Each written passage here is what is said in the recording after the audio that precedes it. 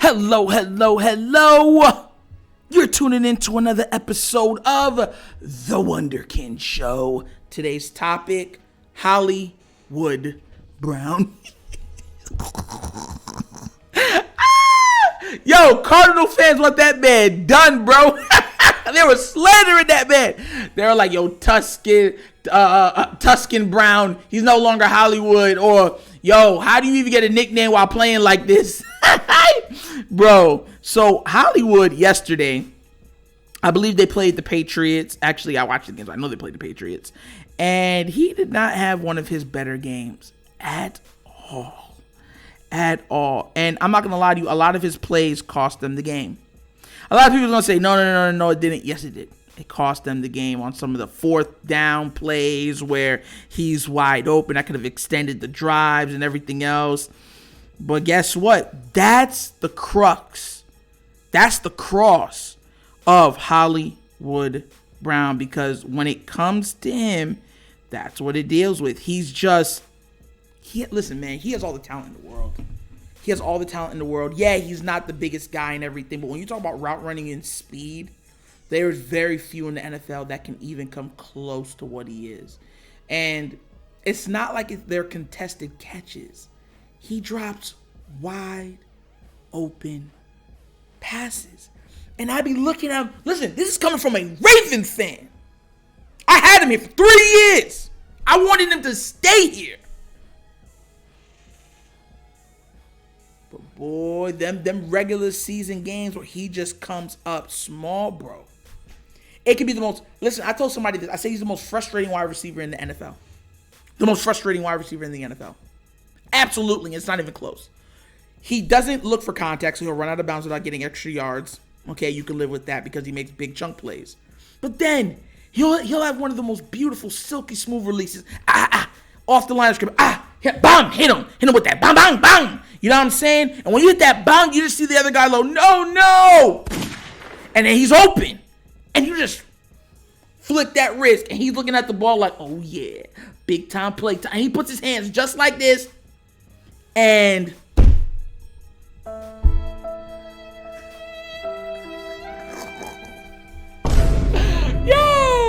he'll just drop the ball. And he does it at the most inopportune time.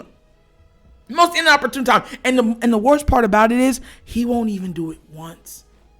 He'll do it 2, 3, 4 times in the game while he's wide open. And you know what that is? That has nothing to do with talent. That has everything to do with concentration. Where is his mind at times? I don't know. Hollywood has the talent to be a top 12, top 13 wide receiver every year, on the cusp of probably being a top 8 receiver in the league, because his speed is absolutely game-changing. He has game-changing speed. Hollywood in a straight line or anything else, it's game back-breaking speed. And speed kills in this game. We know that because you see Tyreek Hill. I think the only players that you can definitively say, are faster than Hollywood is Tyreek. There's not many other players you can be like, yo, they're faster than him. No. Not Hollywood. But that's what makes him so frustrating. I'll tell you this. When you get a player like Hollywood, and this will be crazy for the Arizona fans that are watching this, he never comes up small in the playoffs, though. Totally different Hollywood. Absolutely different player. When the playoffs start, Hollywood's hands turn into Peter Parker's hands. And Peter Parker, as everyone knows, is Spider-Man. Everything sticks to his hands. I watched that man in triple coverage. Bomb! Take the hit, come down with it for a 40, 50-yard bomb. In triple coverage. And get smashed. And bounce up like, oh yeah, I like that, baby. I like that. And during the regular season, it's, oh, no. Oh, God, why? What's going on? My fingers hurt. Bro, the duality of Hollywood is literally regular season and playoffs. I don't understand why he's like that. You would have to ask him, not me. But being a Baltimore Raven fan, I've seen it all. I've seen games where he's looked like a top 10 receiver in the league. And I've seen games where he's literally cost us or almost cost us wins. People seem to forget this. Hollywood, when his last season on the Ravens, he was like 9th in the league in targets. Think about that. He was a top 10 targeted wide receiver in the entire league in the Ravens offense. And he barely got 1,000 yards because he leaves a lot of yards on the field. That year, and I'm not exaggerating, no exaggeration, Hollywood Brown left last year on the field 500 to 600 yards of offense on the field. I want you to think about that for a second. So when people are like, oh my God, man, I started Hollywood on my fantasy team. Us Baltimore fans are used to this.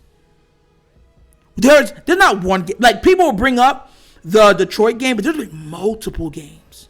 The Browns game. When Lamar went out, right? How many drops did he have?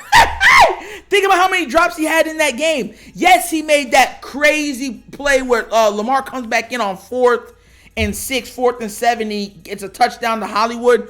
It was a wide. Thank God he didn't drop that. Oh my God, thank God. But all game, he dropped like 3-4 passes that game. The game was close because he kept dropping the ball. And to make it worse, he drops touchdowns because the catches that he makes are wide open. The drops that he drops are wide open. They're not like, oh my God, that's such a close, you know what I'm saying? The defensive back had him. No, it will be a 5-yard separation and Hollywood streak, and he'll just boop, hit both his hands. And his hands just say, no mas, no knee, drop the ball. And I'm telling you right now, there is nothing more gut-wrenching than watching stuff like that. Because you look at him and you say, hey, bro, hey, yo, what's your problem? You got one job. It's not like you contribute anything to the run game, right? Because you're a real minuscule, like you're a small dude. But that's the duality of Marquise Brown and Hollywood Brown. Because he turns into Hollywood Brown as soon as the postseason happens. He turns into Hollywood Brown, and he's not going to have a chance like that this season because the Cardinals aren't making the playoffs. What are they, like 4-10 or something like that? Yeah, they're not going to the playoffs. And they're not winning out. So, yeah, their season's done. So you're not going to get to see the true Hollywood Brown this year. Maybe next year when Kyler comes back. And, you know, shout outs and praise go out to Kyler. Because I saw that Arizona grass, bro. So many people's, and they got grass. It's not even turf. So many people's knees, ankles, ligaments get tore up in Arizona. I got to say this. I saw this somewhere, and I wanted to say this on this show today. Have you ever noticed that soccer players don't have nowhere near the knee injuries that football players do? And they cut, dive, jump, run, full speed, stop, sprint, the whole thing, the whole time. And you don't get nowhere near the amount of knee injuries that they get. And soccer players are in immaculate conditioning. Immaculate conditioning. They need to start asking these soccer, like, yo, how do y'all do y'all soccer fields? Because they don't have the injuries like the NFL does. At all. At all. And it doesn't even come close. And it'll be not even contact injuries, because kind of you already know what those are. Those are more concussions and stuff like that. And you might get your freak accidents where it's like, oh, I broke somebody's leg or broke somebody's arm with a weird hit, the way the angle was and everything. Because it's not a contact sport. NFL is a collision sport. Totally different. Basketball is contact. That you're not going to compare basketball and football. But they need to talk to the MLS and say, hey, yo, how do y'all keep y'all fields up? Because there's way too many players being lost to turf and grass in the NFL. And I'll be real with you, the NFL is a better place when Kyler Murray is playing in it. It just is. But I'm sorry to the Arizona fans that, this is Hollywood Brown. This is the dichotomy of having him. You have to take the good with the bad. And there is some bad because there are games where he just mentally just checked out. And I've never understood it. People are going to look. I know some of y'all going to watch this and be like, there's no way he left that many yards on the field. Go back and look at last year's tape. I won't even say every game. If you cut, check it if you don't believe me. If you cut half his drop in half, and so he didn't even get awarded for all of his drops, which is crazy. He had like 4 drops in one game. He had like, I think at the end of the day, he only had like 4 or 5. Like, it's impossible. It's impossible. I watched the Browns game. The previous season, he had like 4, and they were like, no, he only had 3. I'm like, bro, y'all is tripping. But if you watch the drops, if you just cut them in half, he ends last year with 1,400 yards receiving. If you only cut it in half, 13 to 14 yards receiving is what Hollywood Brown gets. Because he's a dynamic player. He just sometimes can't get out of his own way. And then for all his drops, I would kill to have him back on Baltimore because we have nobody on our team that can threaten the defense like a Hollywood Brown can. And I know it gets frustrating, rooting for somebody that drops the ball like that. But a lot of wide receivers throughout the years had dropsies. Terrell Owens, look how great he was. He was notorious with drops.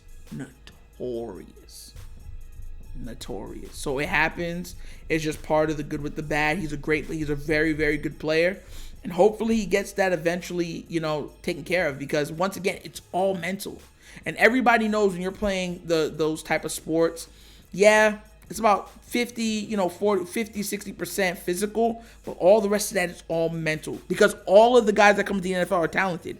All those receivers coming in are 4-3, 4-4 guys. Think about it. You have to stand out amongst all of them. So the cream once again rises to the top. And he's part of that cream, and I think that eventually he'll get it taken care of. Last night was just one of those games where he turns back into Marquise, and the Hollywood just drifts away. And as a Raven fan, I'm telling you right now, Arizona, get used to it because he's going to have at least 1 to 2 games like that a season. He's going to have some spectacular plays, but he's going to have games like that. So get ready for that. And that was another episode of the Wunderkind Show. You guys can be anywhere else in the world, but you're here with me, and I personally do appreciate that. Please remember, like, subscribe, hit that notification bell. Help this content reach a broader audience, right? Because we have fun over here, and I love having fun with y'all. I'll be having a live show for the rest of the season on all Baltimore Raven games, so tune in on Sundays. You got it coming from? We'll be watching it live, and you'll be hearing the actual gameplay. Not watching, but you'll be able to hear the gameplay live and in real time. So, once again, that's the next episode of the Wunderkind Show. This is Nitro signing off. And as always, you guys know my slogan. Peace. And I am out. Yeah!